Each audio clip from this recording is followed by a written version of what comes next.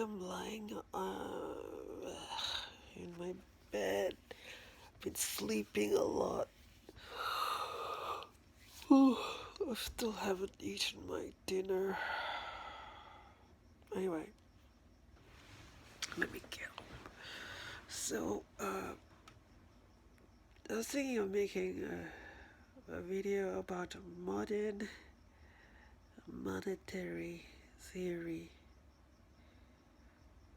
I also wanted to make a video about George Pell, Cardinal George Pell. But I'll make a separate video about that. So modern monetary theory. Maybe I'll link an article. I don't know where I got it from. Yeah, gotta check it. I, I didn't read the whole article in full. I just sort of skimmed it. So I've been hearing about this modern monetary theory, and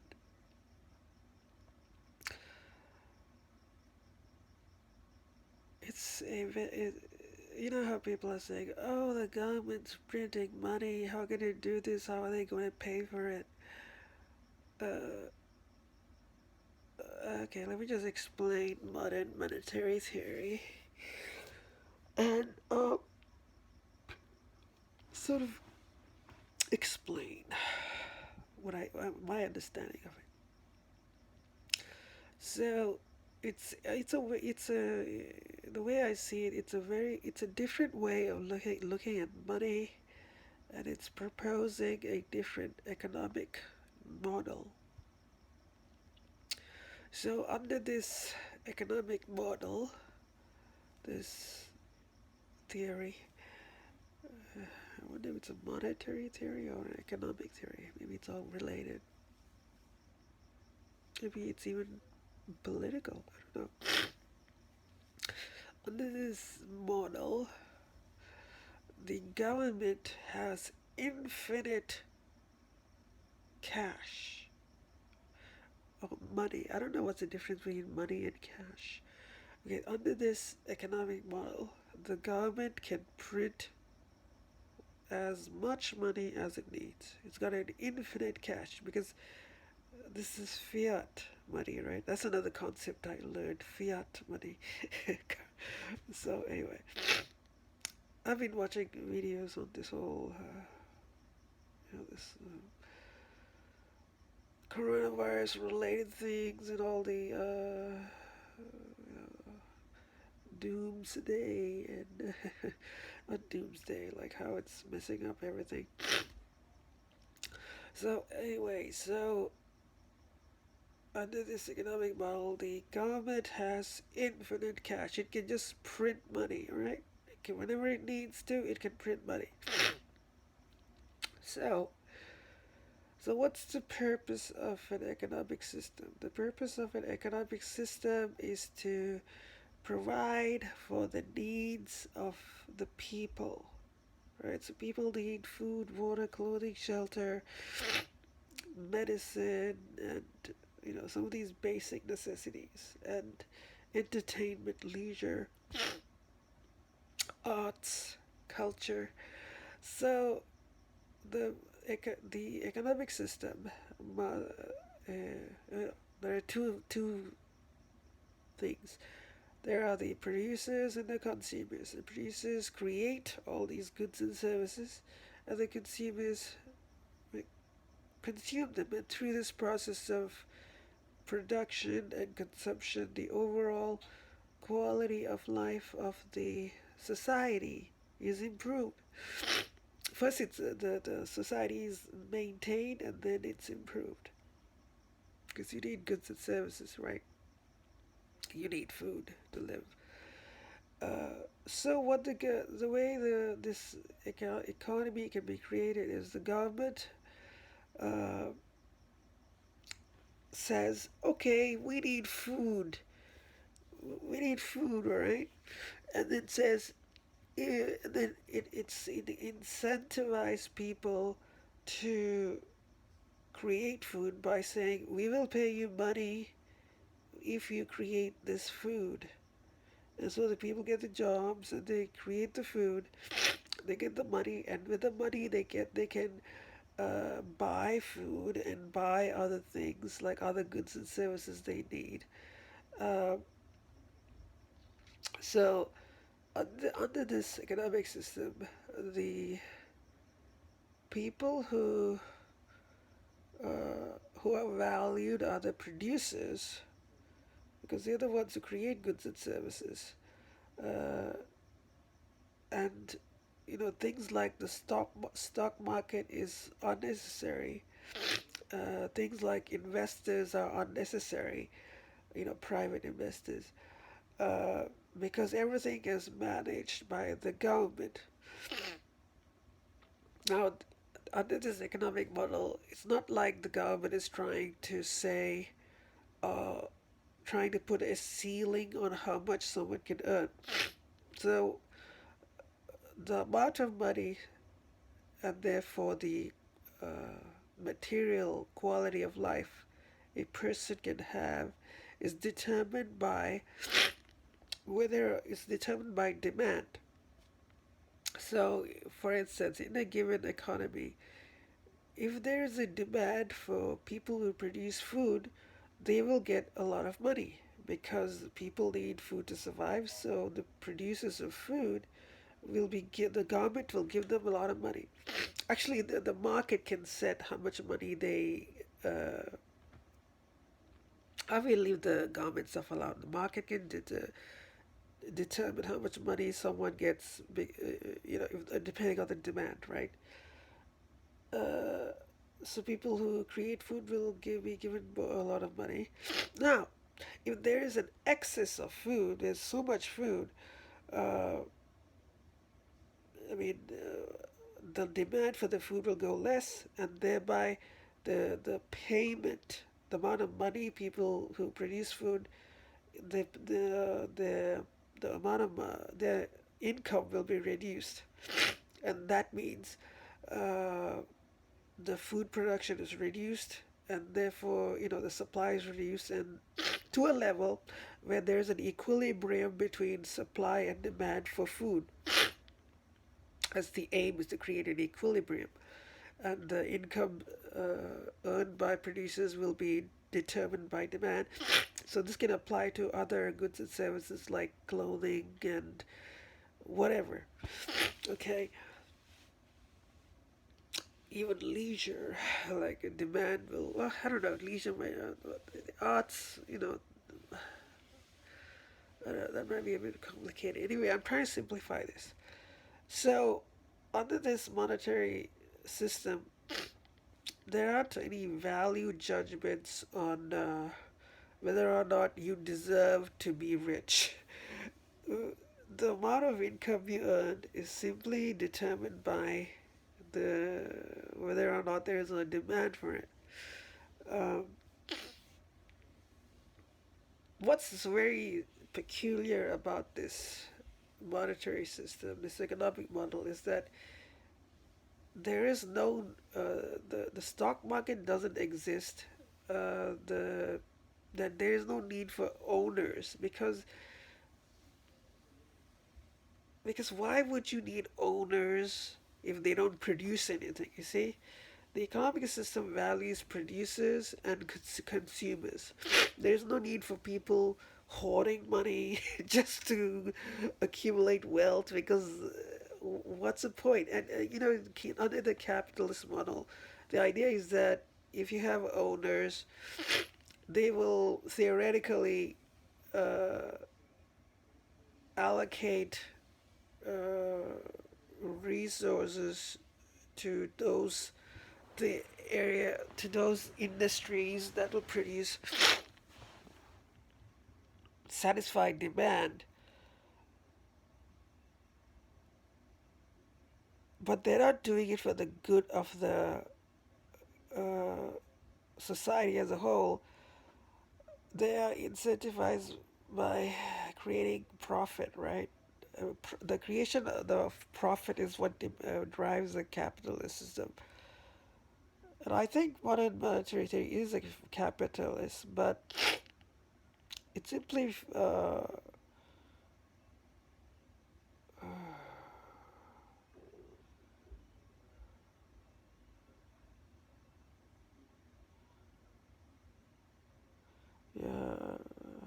think I understand this properly.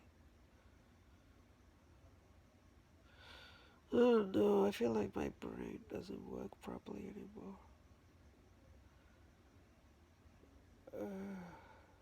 Okay, well, something I took from that article was I don't know if I'll be able to link it, but anyway, the reason the government can print all this money is because uh, the government is simply trying to maintain inflation, and taxes are there simply to control the money supply, because if the money supply increases, then the price of goods and services will increase, and that would lead to people buying a loaf of bread with a wheelbarrow of money, which can be quite messy.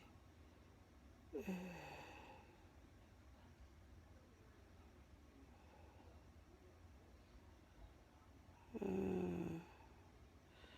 this money system is so complicated. This economy is complicated. Why would you pay money to people? Wait, okay, let me put it another way.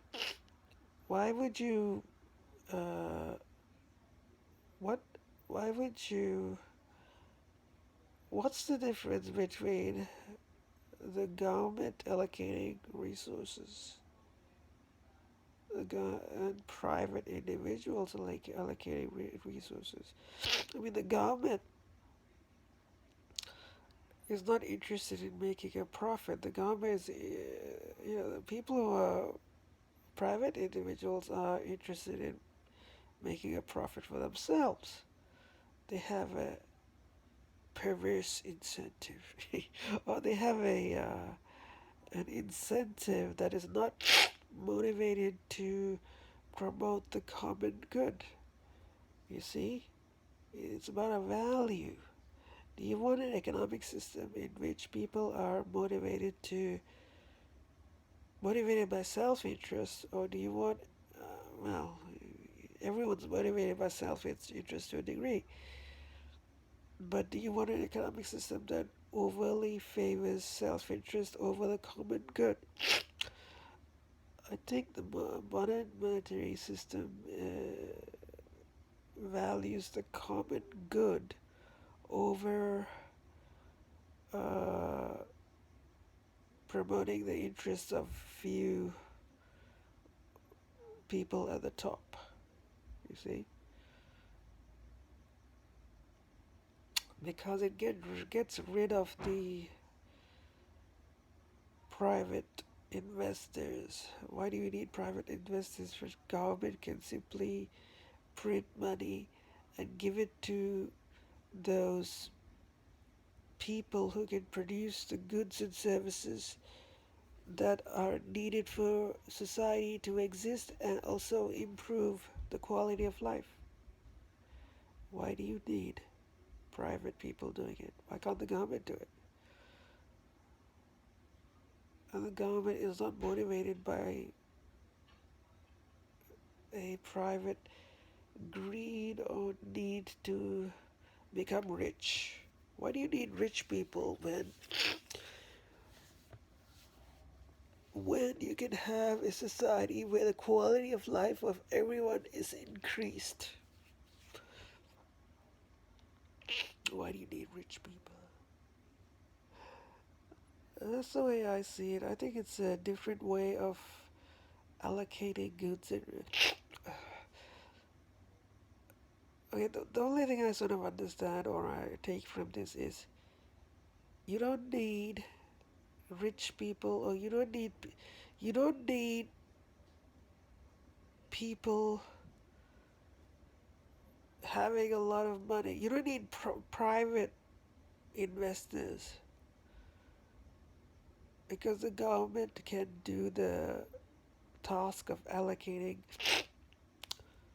uh, resources to where it is needed. Like if you need plumbers, you pay them, you pay them enough money to, you pay people you pay plumbers enough money to, you pay the job of plumbing enough to get people to take up plumbing,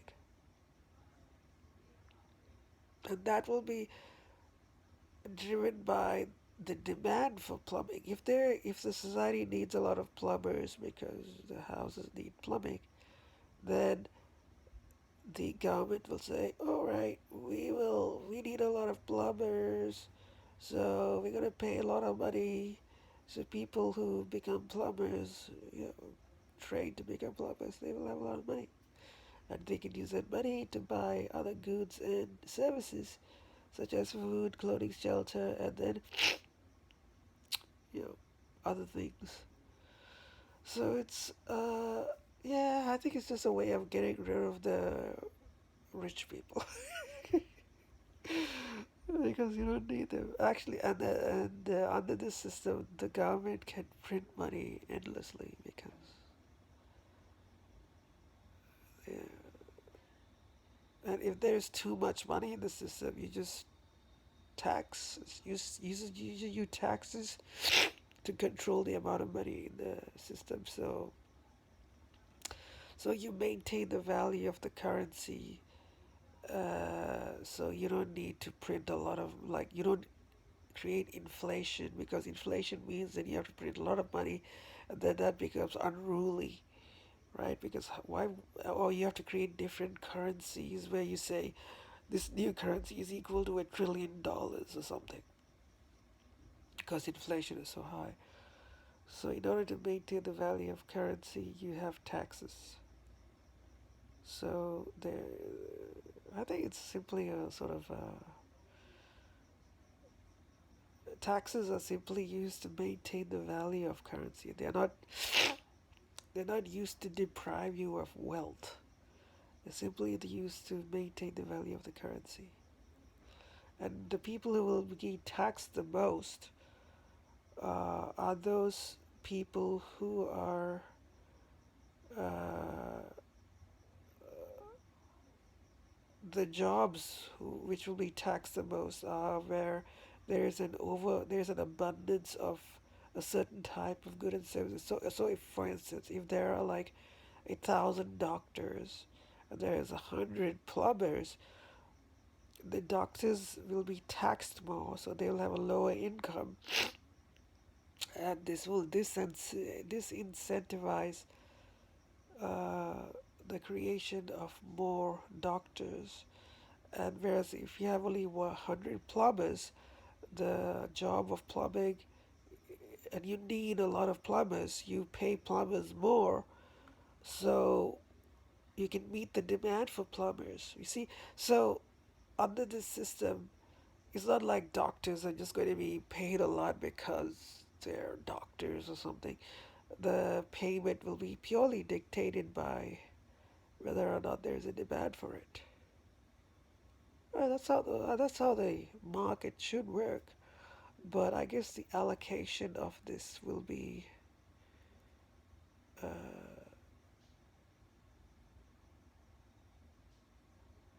like you won't need private investors creating a.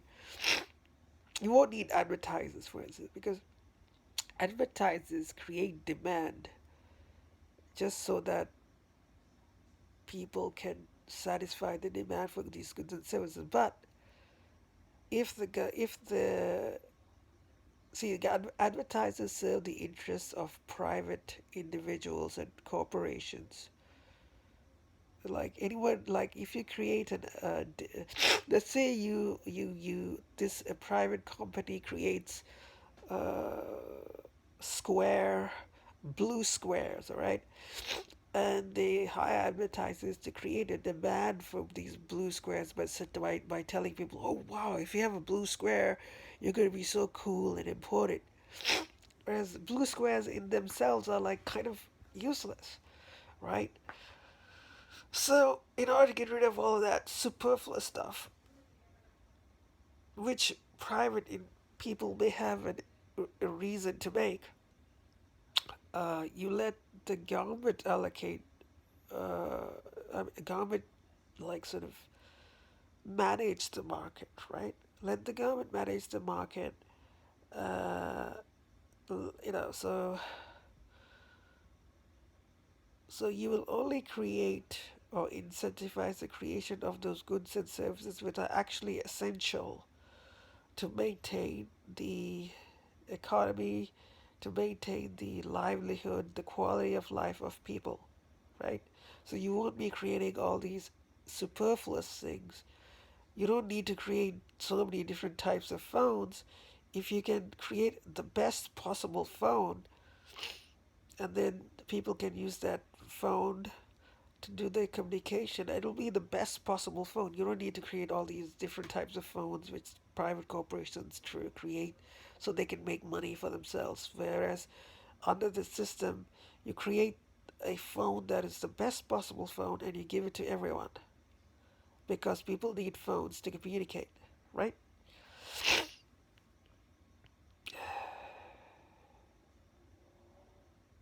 So, yeah.